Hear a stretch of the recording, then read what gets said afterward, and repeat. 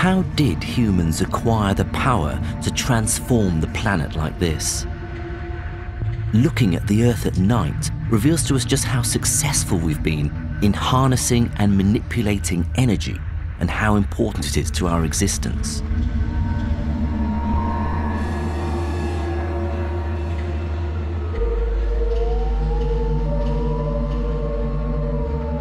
Energy is vital to us all.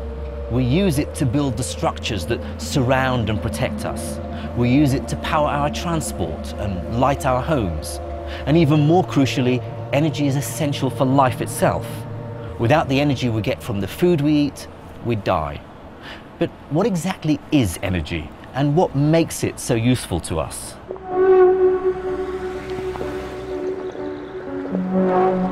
In attempting to answer these questions, scientists would come up with a strange set of laws that would link together everything from engines to humans to stars. It turns out that energy, so crucial to our daily lives, also helps us make sense of the entire universe.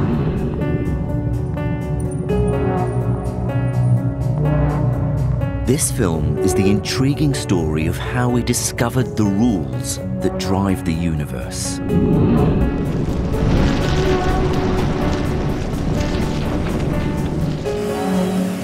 It's the story of how we realized that all forms of energy are destined to degrade and fall apart.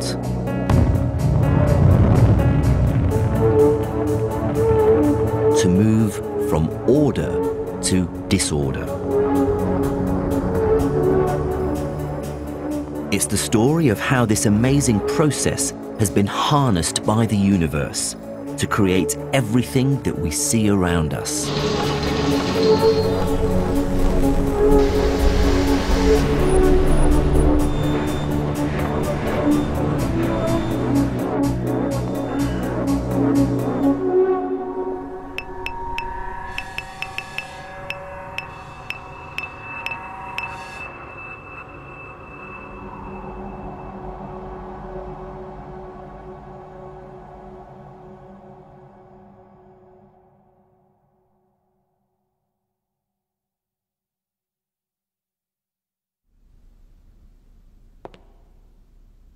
Over the course of human history, we've come up with all sorts of different ways of extracting energy from our environment.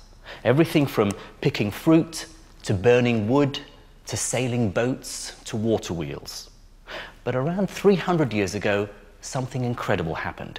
Humans developed machines that were capable of processing extraordinary amounts of energy to carry out previously unimaginable tasks.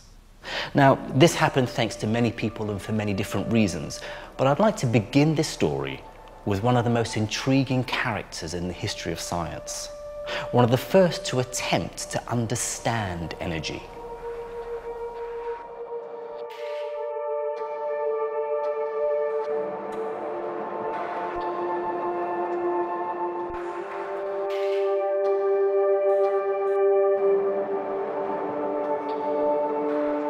Gottfried Leibniz was a diplomat, scientist, philosopher, and genius. He was forever trying to understand the mechanisms that made the universe work.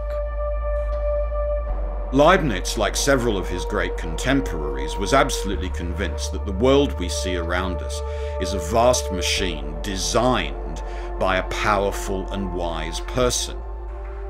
And if you could understand how machines worked, you could therefore understand how the universe and the principles that had been used to make the universe worked as well.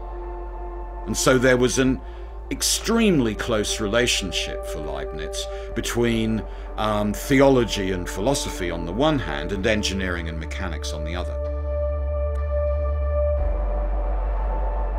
It was this relationship between philosophy and engineering that in 1676 would lead him to investigate what at first sight seemed to be a very simple question.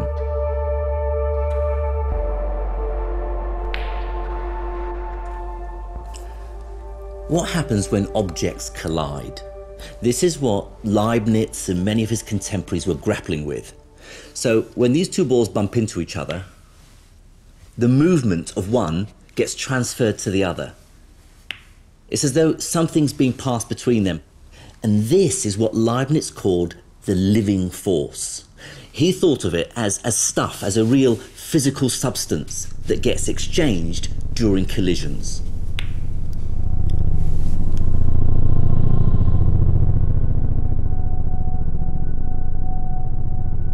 Leibniz argued that the world is a living machine, and that inside the machine there is a quantity of living force put there by God at the creation that will stay the same forever. So the amount of living force in the world will be conserved. The puzzle was to define it.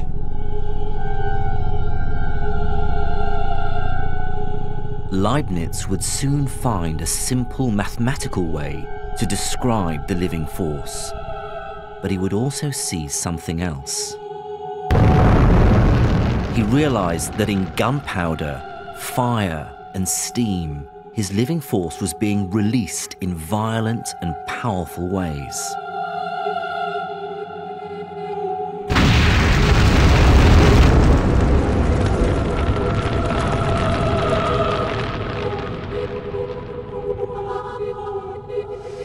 If this could be harnessed, it could give humankind unimaginable power.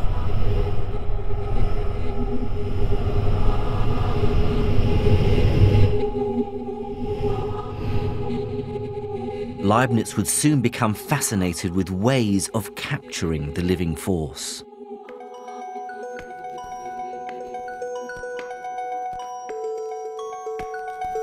A prolific letter writer, Leibniz struck up correspondence with a young French scientist called Denis Papin.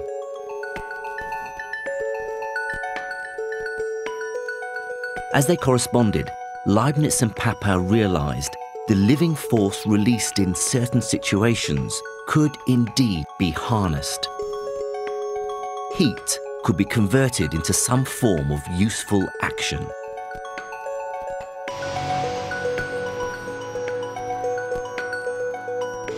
But how far could this idea be taken? Papin was in no doubt. This is an extract from his letter to Leibniz. I can assure you that the more I go forward, the more I find reason to think highly of this invention, which in theory may augment the powers of man to infinity. But in practice, I believe I can say without exaggeration that one man by this means will be able to do as much as 100 others can do without it. Now, you might expect me at this point to tell you that Leibniz and Papin changed the world forever. Well, they hadn't. Their ideas had been profound and far-reaching, yes, but they hadn't really moved things forward. For that, you need something much more tangible. You need innovation, industry. You need countless skilled workers and craftsmen who are going to apply these ideas, to experiment with them in novel and new ways. Well, in the century that followed Leibniz and Papin, this would take place in the most dramatic way imaginable.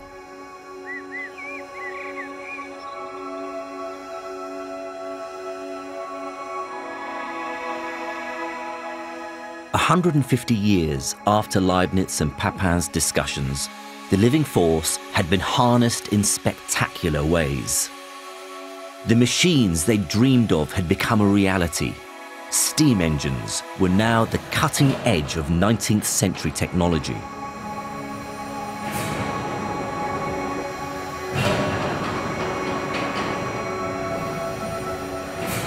If you look at steps in civilization, then one great step was the steam engine, because it replaced muscle, animal muscle, including our muscle, by steam power. And the steam power was effectively limitless and hugely important to doing almost unimaginable things.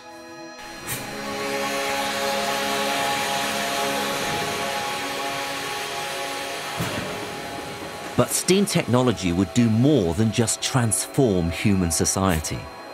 It would uncover the truth about what Leibniz had called the living force and reveal new insights about the workings of our universe.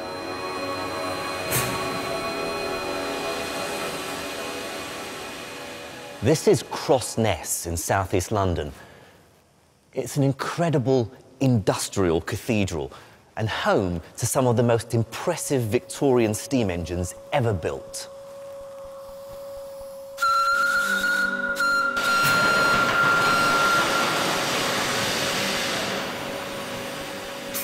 Constructed in 1854, Crossness houses 4 huge engines that once required 5,000 tons of coal each year to drive their 47-ton beams.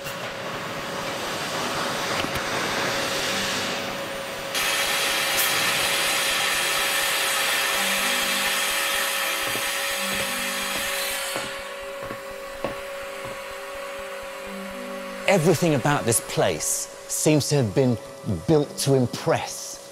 From the lavish ironwork, the grand pillars like something out of a Greek or Roman temple. It's the sort of effort you'd think would have been lavished on a luxury ocean liner for the rich and famous. And yet this place was built to process sewage.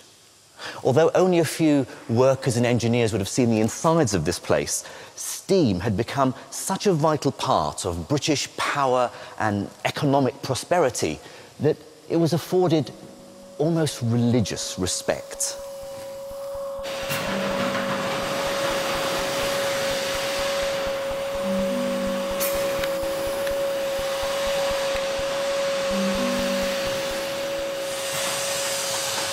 But for all the great success and immense power that engines were bestowing on their creators, there was still a great deal of confusion and mystery surrounding exactly how and why they worked. In particular, questions like how efficient could they be made? Were there limits to their power? Ultimately, people wanted to know just what might it be possible to achieve with steam.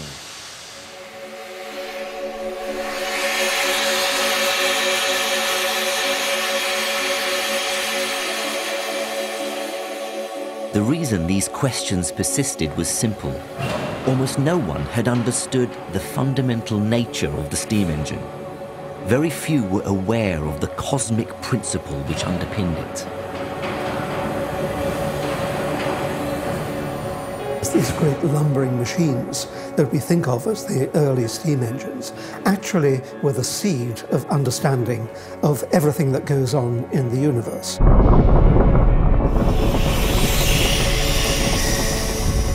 As unlikely as it sounds, steam engines held within them the secrets of the cosmos.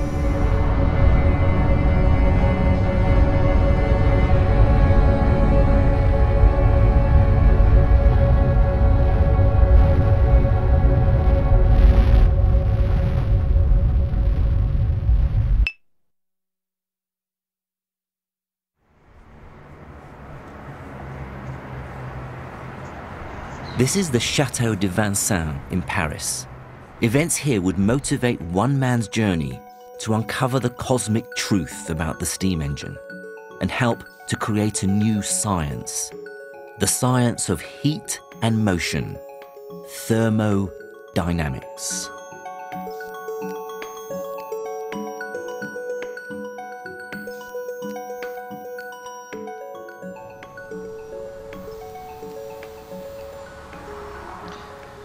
In March 1814, during the Napoleonic Wars, when Napoleon and his armies were fighting elsewhere, Paris itself came under sustained attack from the combined forces of Russia, Prussia, and Austria. And citizens of the city were deployed around key locations to protect them. Now, this chateau was being defended by a group of inexperienced young students who were forced to retreat under sustained artillery fire. One of them was a brilliant young scientist and soldier. His name was Nicolas Léonard Sadi Carnot, and the humiliation he felt personally would drive him and motivate him to uncover a profound insight into how all engines work. Carnot came from a highly respected military family. After the French defeat here and elsewhere around Europe, he became determined to reclaim French pride.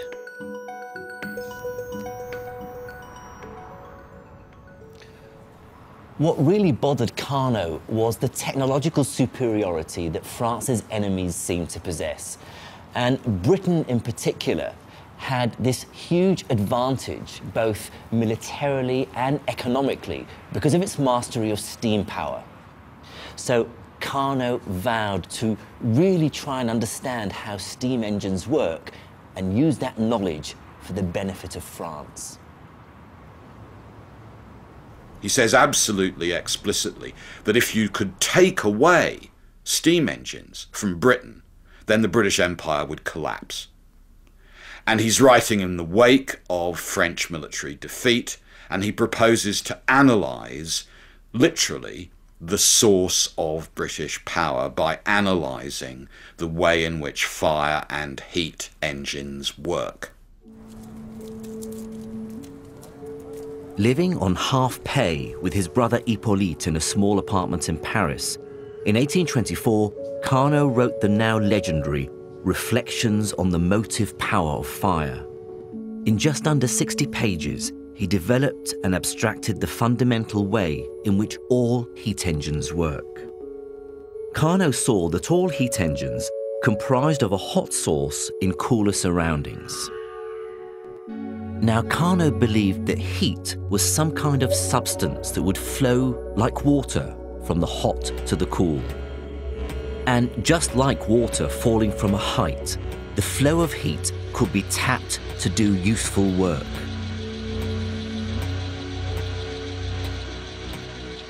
Carnot's crucial insight was to show that to make any heat engine more efficient, all you had to do was to increase the difference in temperature between the heat source and the cooler surroundings. This idea has guided engineers for 200 years. Ultimately, a car engine is more efficient than a steam engine because it runs at a much hotter temperature. Jet engines are more efficient still, thanks to the incredible temperatures they can run at. Carnot had revealed that heat engines weren't just a clever invention. They were tapping into a deeper property of nature. They were exploiting the flow of energy between hot and cold.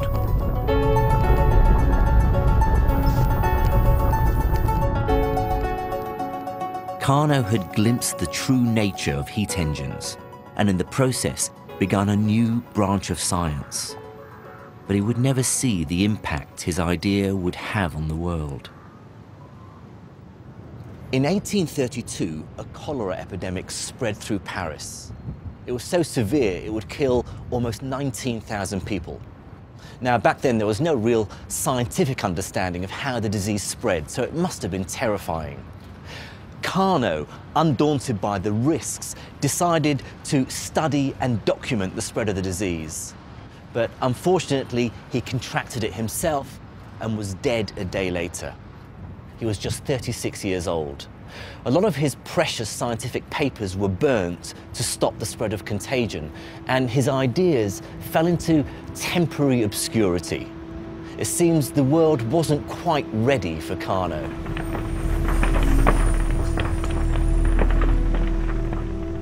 Carnot had made the first great contribution to the science of thermodynamics. But as the 19th century progressed, the study of heat, motion, and energy began to grip the wider scientific community. Soon, it was realized that these ideas could do much more than simply explain how heat engines worked. Just as Leibniz had suspected with his notion of living force, these ideas were applicable on a much grander scale.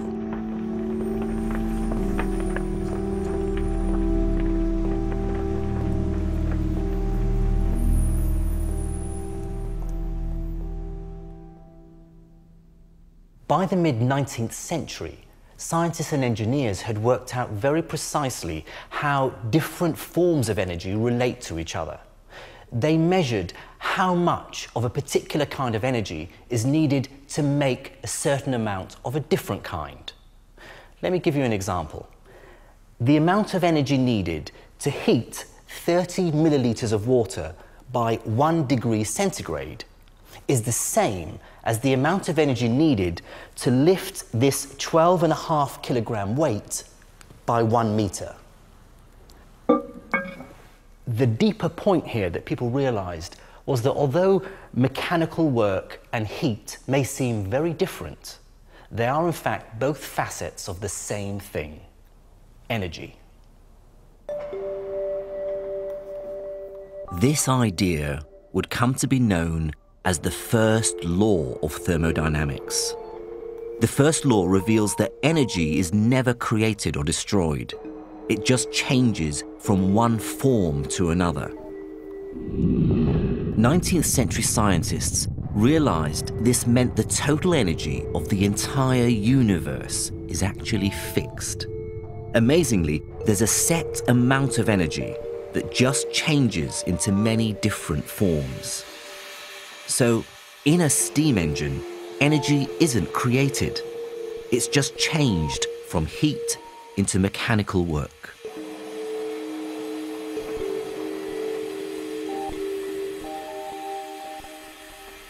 But impressive though the first law is, it begged an enormous question. What exactly is going on when one form of energy changes into another? In fact, why does it do it at all?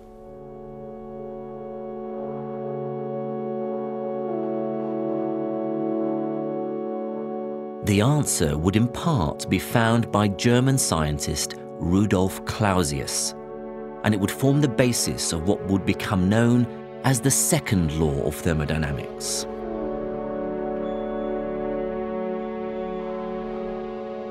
Rudolf Clausius was a brilliant German physics student from Pomerania who studied in Berlin and at a ridiculously young age became a very brilliant professor in Berlin and then in Zurich at the new technology university set up there in Switzerland.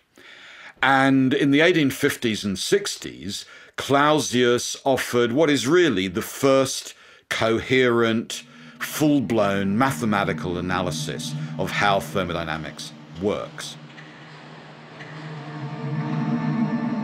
Clausius realized that not only was there a fixed amount of energy in the universe, but that the energy seemed to be following a very strict rule. Put simply, energy in the form of heat always moved in one particular direction. This insight of his is in fact one of the most important ideas in the whole of science. As Clausius put it, heat cannot of itself pass from a colder to a hotter body. This is a very intuitive idea. If left alone, this hot mug of tea will always cool down. What this means is that heat will pass from the hot mug, say, to my hand, and then again from my hand to my chest.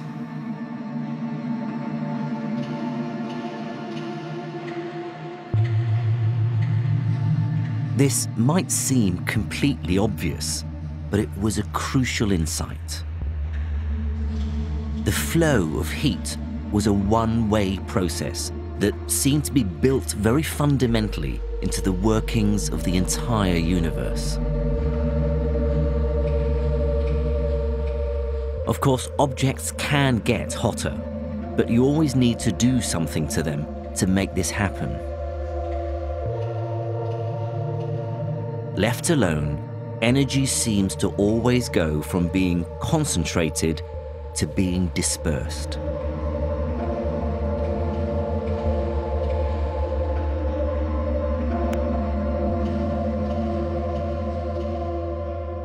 One of my favourite statements in science was made by the biochemist Albert St. George, who said that science is all about seeing what everyone else has seen, but thinking what no one else has thought.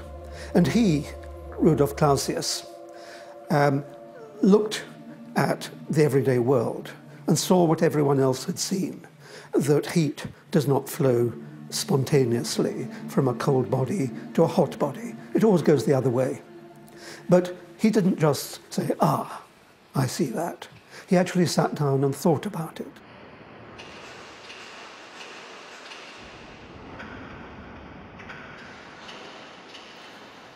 Clausius brought together all these ideas about how energy is transferred and put them into mathematical context. It can be summarized by this equation.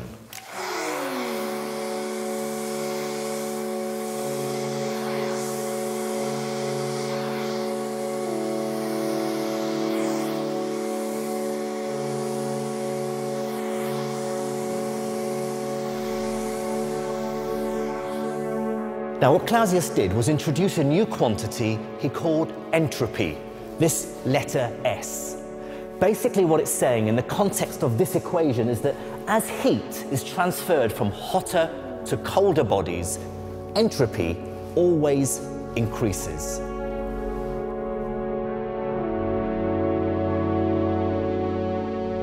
Entropy seemed to be a measure of how heat dissipates or spreads out. As hot things cool, their entropy increases. It appeared to Clausius that in any isolated system, this process would be irreversible.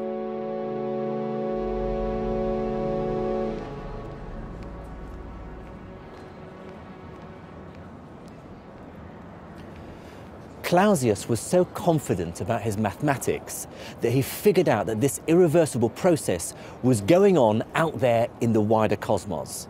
He speculated that the entropy of the entire universe had to be increasing towards a maximum, and that there was nothing we could do to avoid this.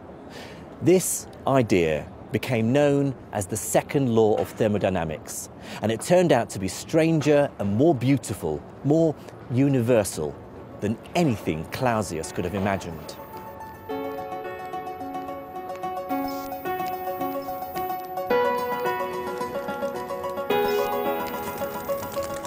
The second law of thermodynamics seemed to say that all things that gave off heat were in some way connected together.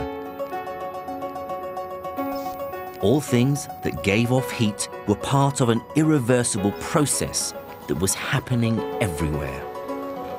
A process of spreading out and dispersing. A process of increasing entropy. It seemed that somehow the universe shared the same fate as a cup of tea. The wonderful thing about the Victorian scientists is that they could make these great leaps, and that they could see that their study of a thermometer in a beaker actually could be extrapolated, could be enlarged to encompass the whole universe.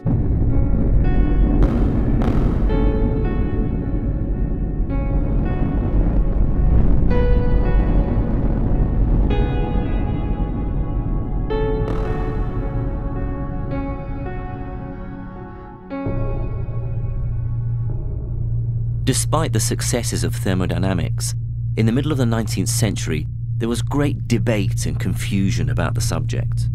What exactly was this strange thing called entropy? And why was it always increasing?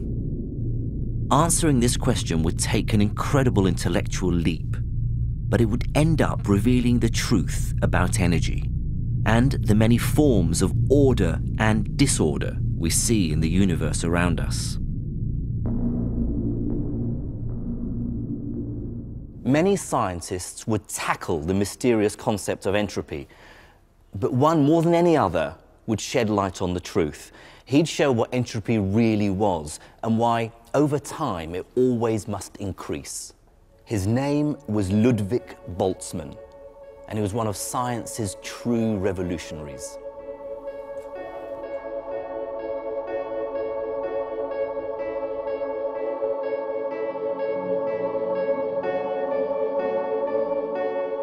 Boltzmann had been born in Vienna in 1844. It was a world of scientific and cultural certainty. But Boltzmann took little notice of the entrenched beliefs of his contemporaries. To him, the physical world was something best explored with an open mind. Boltzmann wasn't your stereotypical scientist. In fact, he had the kind of temperament that most people might associate with great artists. He was ruthlessly logical and analytical, yes, but while working, he'd go through periods of intense emotion, and these would be followed by terrible depressions, which would leave him completely unable to think clearly.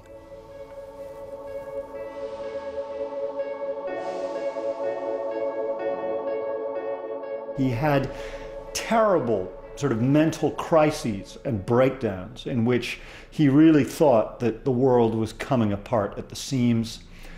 And yet, these were also accompanied by some of the most profound insights into the nature of our world.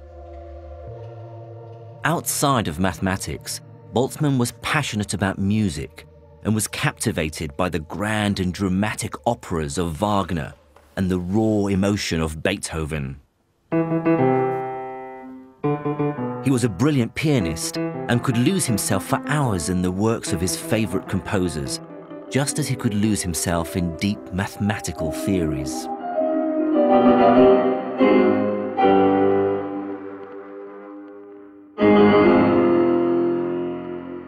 Boltzmann was a scientist guided by his emotions and instinct, and also by his belief in the ability of mathematics to unlock the secrets of nature.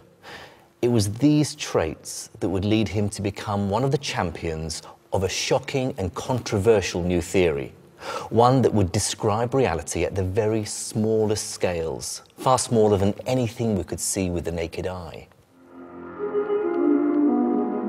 During the second half of the 19th century, a small group of scientists began speculating that at the smallest scales, the universe might operate very differently to our everyday experiences.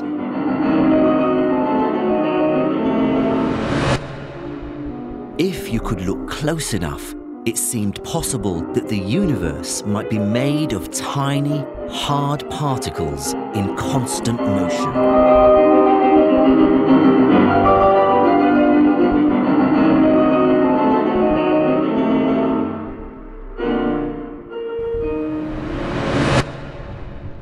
Viewed in terms of atoms, heat would suddenly become a much less mysterious concept. Boltzmann and others saw that if an object was hot, it simply meant that its atoms were moving about more rapidly. Viewing the world as atoms seemed to be an immensely powerful idea. But this picture of the universe had one seemingly insurmountable problem. How could trillions and trillions of atoms, even in a tiny volume of gas, ever be studied? How could we come up with mathematical equations to describe all of this? After all, atoms are constantly bumping into each other, changing direction, changing speed, and there are just so many of them. It seemed almost an impossible problem. But then Boltzmann saw there was a way.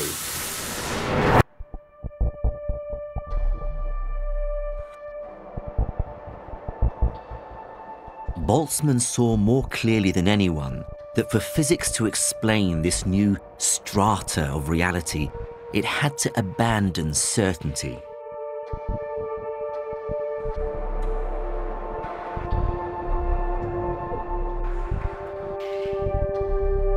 Instead of trying to understand and measure the exact movements of each individual atom, Boltzmann saw you could build working theories simply by using the probability that atoms will be traveling at certain speeds and in certain directions.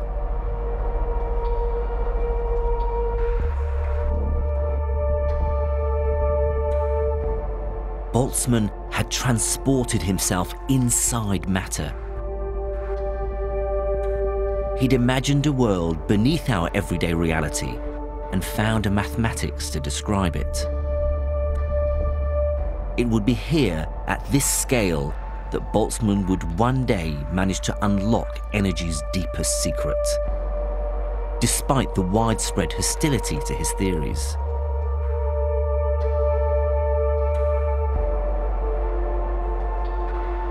Boltzmann's ideas were highly, highly controversial. And you have to remember that, today we take atoms for granted. But the reason we take atoms for granted is precisely because Boltzmann's mathematics married up so beautifully with experiment.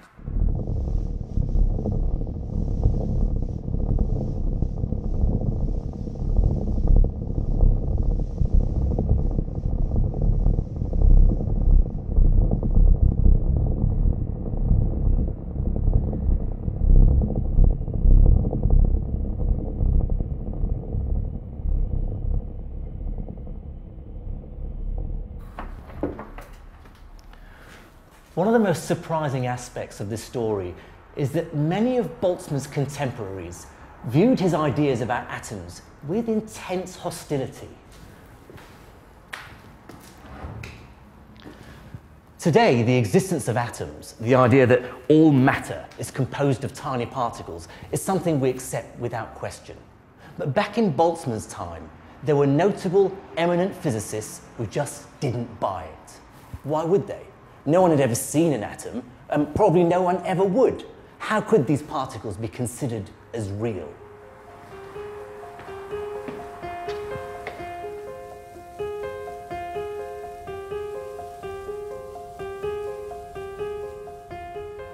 After one of Boltzmann's lectures on atomic theory in Vienna, the great Austrian physicist Ernst Mach stood up and said simply, "I don't believe that atoms exist."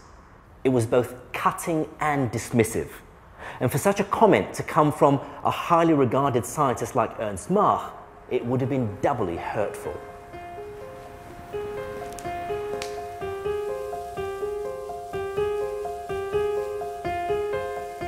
They argued that no, atoms don't exist. They're names, labels, convenient fictions, calculating devices. They don't really exist. We can't observe them. No one's ever seen one. And for that reason, so Boltzmann's critics said, he was a fantasist. But Boltzmann was right. He'd peered deeper into reality than anyone else had dared, and seen that the universe could be built from the atomic hypothesis, and understood through the mathematics of probability. The foundations and certainty of 19th century science were beginning to crumble.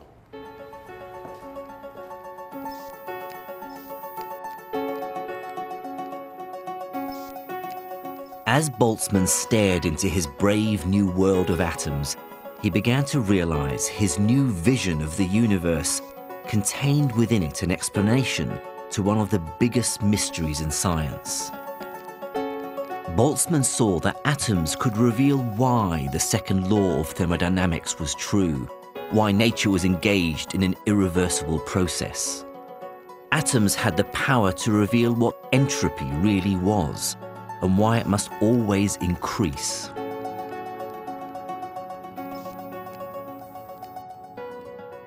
Boltzmann understood that all objects, these walls, you, me, the air in this room, are made up of much tinier constituents. Basically, everything we see is an assembly of trillions and trillions of atoms and molecules. And this was the key to his insight about entropy and the second law.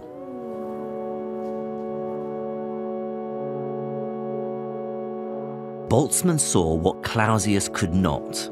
The real reason why a hot object left alone will always cool down. Imagine a lump of hot metal. The atoms inside it are jostling around. But as they jostle, the atoms at the edge of the object transfer some of their energy to the atoms in the surface of the table. These atoms then bump into their neighbors, and in this way, the heat energy slowly and very naturally spreads out and disperses. The whole system has gone from being in a very special, ordered state, with all the energy concentrated in one place, to a disordered state, where the same amount of energy is now distributed among many more atoms. Boltzmann's brilliant mind saw this whole process could be described mathematically. Boltzmann's great contribution was that although we can talk in rather sort of casual terms about things getting worse and disorder increases. The great contribution of Boltzmann is that he could put numbers to it. And so he was able to derive a formula which enabled you to calculate the disorder of a system.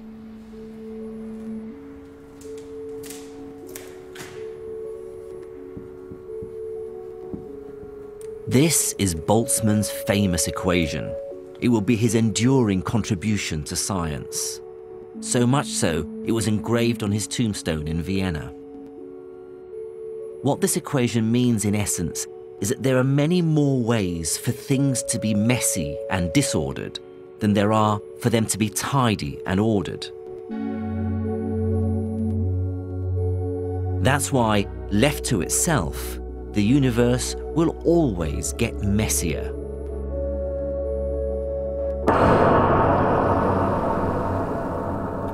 Things will move from order to disorder.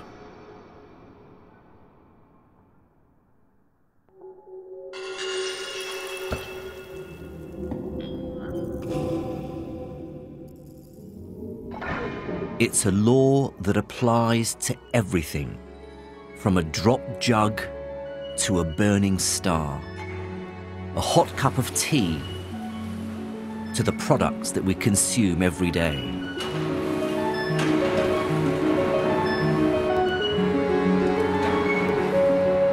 All of this is an expression of the universe's tendency to move from order to disorder.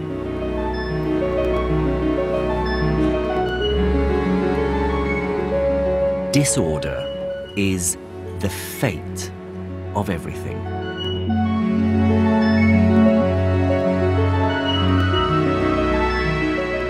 Clausius had shown that something he called entropy was getting bigger all the time.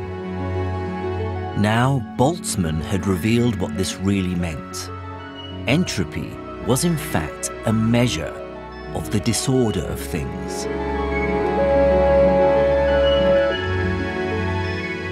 Energy is crumbling away.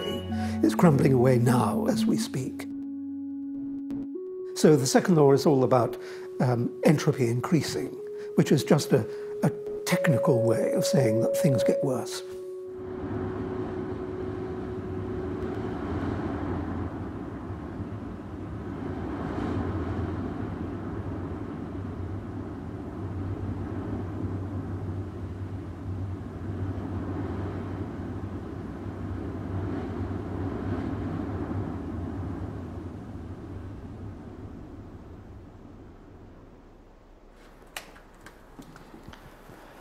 Boltzmann's passionate and romantic sensibility and his belief in the power of mathematics had led him to one of the most important discoveries in the history of science. But those very same intense emotions had a dark and ultimately self-destructive side.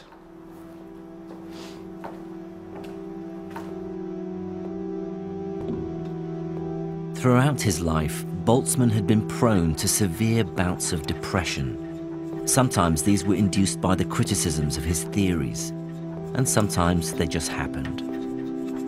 In 1906, he was forced to take a break from his studies in Vienna during a particularly bad episode.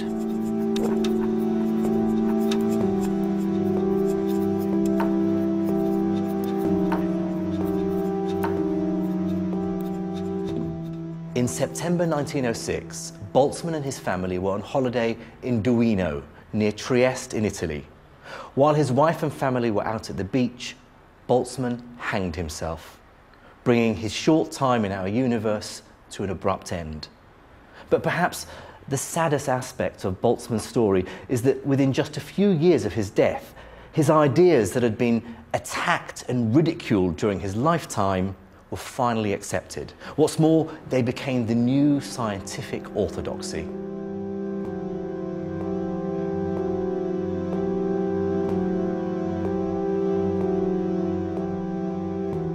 In the end, there is no escaping entropy. It's the ultimate move from order to decay and disorder that rules us all.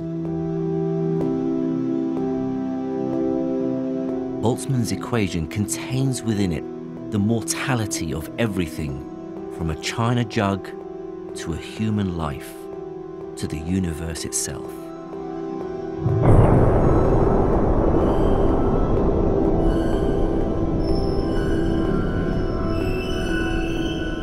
The process of change and degradation is unavoidable.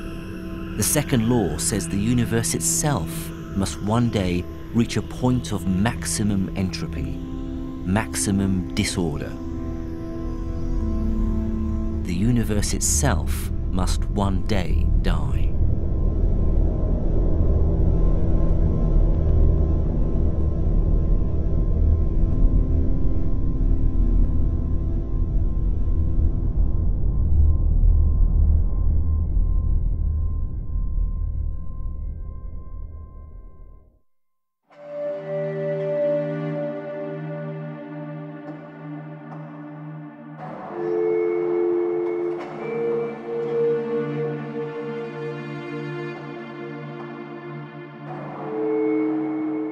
If everything degrades, if everything becomes disordered, you might be wondering how it is that we exist.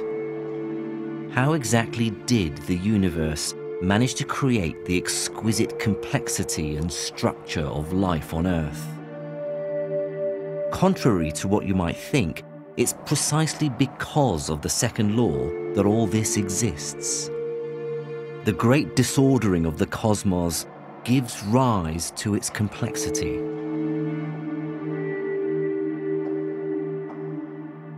It's possible to harness this natural flow from order to disorder, to tap into the process and generate something new, to create new order, new structure. It's what the early steam pioneers had unwittingly hit upon with their engines. And it's what makes everything we deem special in our world, from this car, to buildings, to works of art, even to life itself.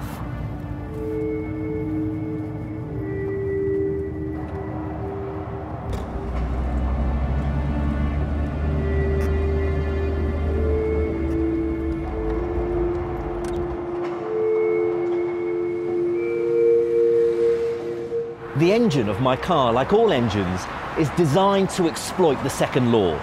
It starts out with something nice and ordered, like this petrol, stuffed full of energy. But when it's ignited in the engine, it turns this compact liquid into a mixture of gases 2,000 times greater in volume, not to mention dumping heat and sound into the environment. It's turning order into disorder.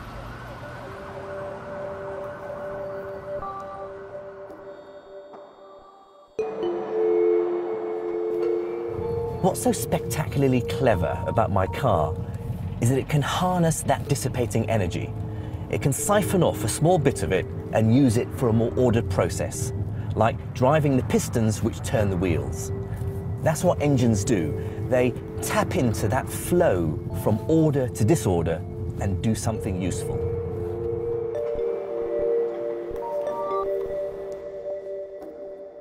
But it's not just cars. Evolution has designed our bodies to work thanks to the very same principle. If I eat this chocolate bar packed full of nice, ordered energy, my body processes it and turns it into more disordered energy, but powers itself off the proceeds.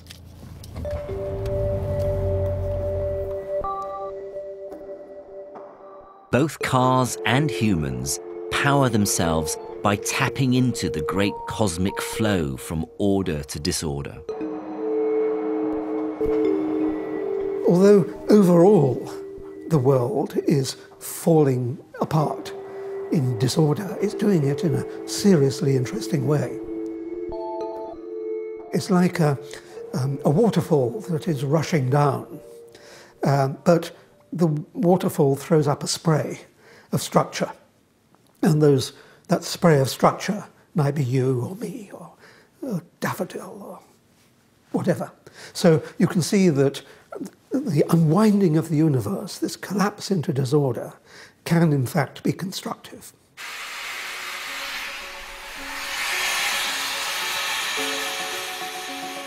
Steam engines, power stations, life on Earth. All of these things harness the cosmic flow from order to disorder.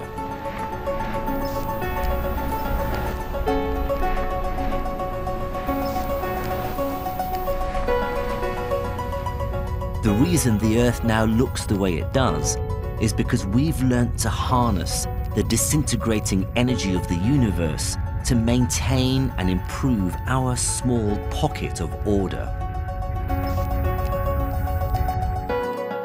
But as humankind has evolved, we've had to find new pieces of concentrated energy we can break down to drive the ever more demanding construction of our technologies, our cities, and our society. From food to wood to fossil fuels, over human history we've discovered ever more concentrated forms of energy to unlock in order to flourish.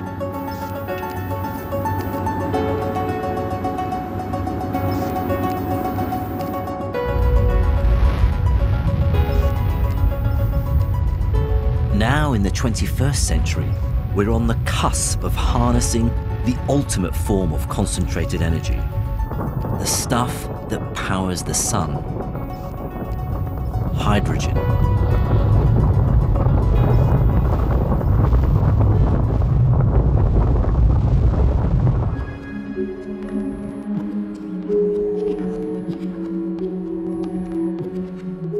This is the Culham Centre for Fusion Energy in Oxford. And at this facility, they're attempting to recreate a star here on Earth. But as you might imagine, creating and containing a small star is not an easy process. It requires many hundreds of people and some extremely ingenious technology. This machine is called a tokamak, and it's designed to extract an ancient type of highly concentrated energy, the ordered energy of hydrogen atoms. These tiny packets of energy were forged in the early universe, just 3 minutes after the moment of creation itself.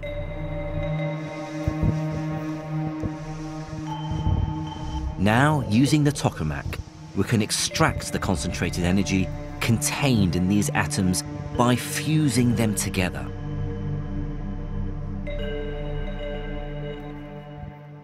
Inside the tokamak machine, two types of hydrogen gas, deuterium and tritium, are mixed together into a superhot state called a plasma. Now, when running, this plasma can reach the incredible temperature of 150 million degrees. Large magnets in the wall of the tokamak contain the plasma and stop it from touching the sides where it can cool down. Now, when it gets hot enough, the two types of hydrogen atoms fuse together to form helium and spit out a neutron. Now, these neutrons fly out of the plasma and hit the walls of the tokamak. But they carry energy, and the hope is that this energy can one day be used to heat up water, turn it into steam, to drive a turbine and generate electricity. Essentially, for a brief moment, inside the tokamak, a small donut-shaped star is created.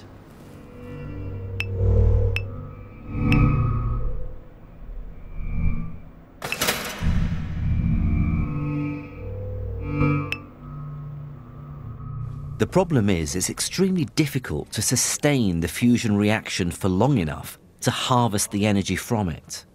And that's what the scientists at Culham are working to perfect.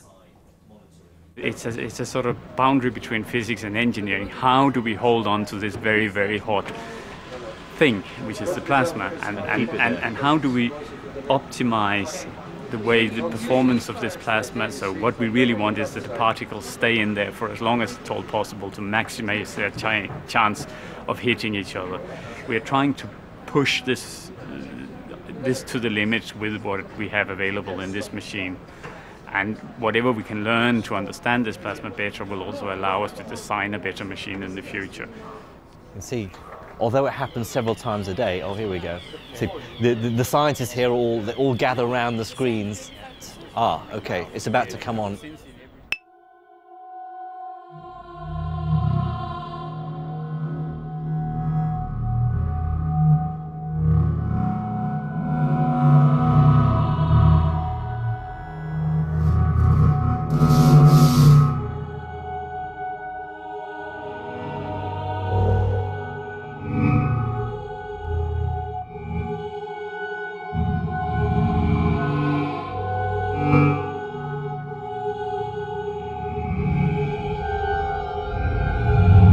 What the tokamak is doing is mining the fertile ashes of the Big Bang, extracting concentrated energy captured at the beginning of time. As hydrogen is the most abundant element in the universe, if future machines can sustain fusion reactions, they offer us the possibility of almost unlimited energy.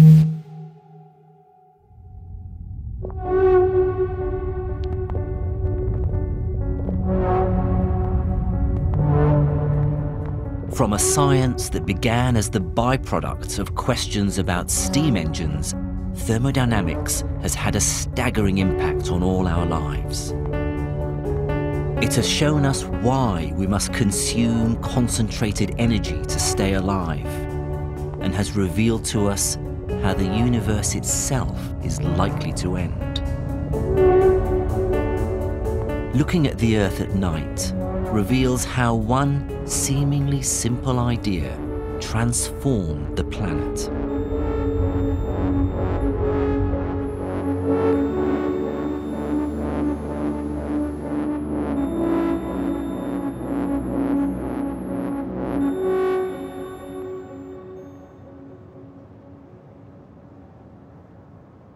Over the past 300 years, we've developed ever more ingenious ways to harness the concentrated energy from the world around us.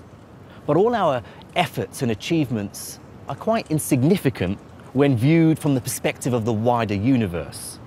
As far as it's concerned, all we're doing is trying to preserve this tiny pocket of order in a cosmos that's falling apart.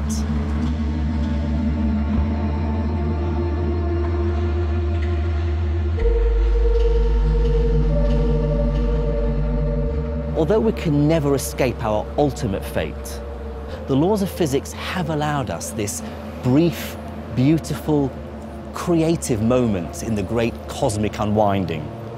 My hope is that by understanding the universe in ever greater detail, we can stretch this moment for many millions, maybe even billions of years to come.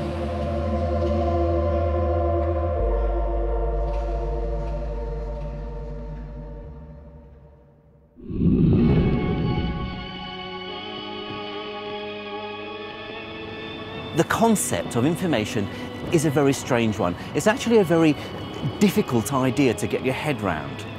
But in the journey to try and understand it, scientists would discover that information is actually a fundamental part of our universe.